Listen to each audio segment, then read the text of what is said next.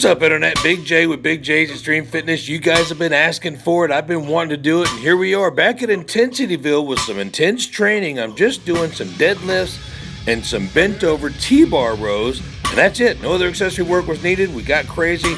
I was doing a lot of short reps, the 3 to 5, and I finished up with a few reps with 405. Double overhand thumbless, no strap, no belt. That's the way I like to do it.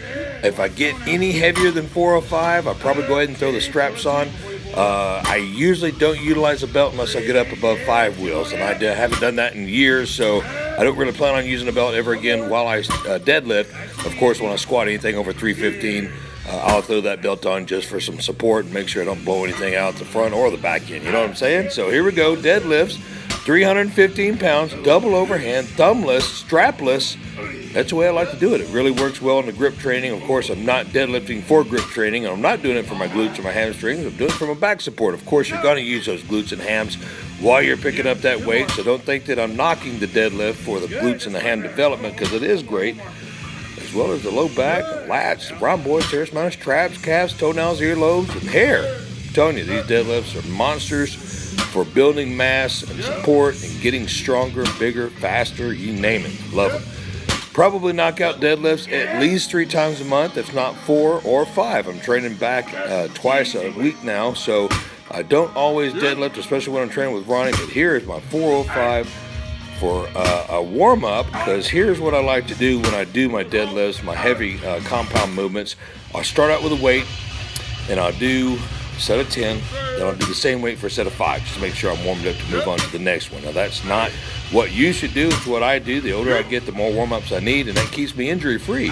If I hurt myself, it's because I did not warm up enough or rest enough or eat enough or drink enough. So here we go. This is my man Jonathan. He's been training with Ronnie and I over at Metroflex Gym at 2 a.m. He decided to come down to Intensityville to get some of this weight, and that's the first time that he's pulled 275 without injuring himself. Here's my last set of 405 double overhand thumbless, strapless, beltless for 10 repetitions. Now, if you'll view a video that I'll link in the description box, you'll see that I was going for 20 reps a couple of 3 or 4 years ago with this, and I don't think I got, as a matter of fact, I know I didn't. I think I got 17 or 18 reps at one time. I'm not sure what Jonathan's doing there. Maybe he's showing you that I'm strapless or thumbless or something. Anyway, there's my 10th repetition.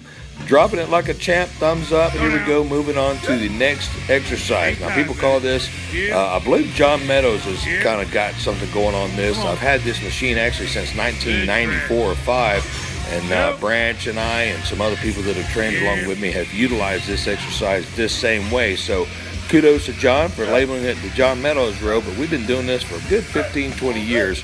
And it's a really great accessory movement, as well as if you need more weight and your gym dumbbells only go to 100 or 120 or even 150. Heck, if you got 4 plates on there, you got 180 pounds.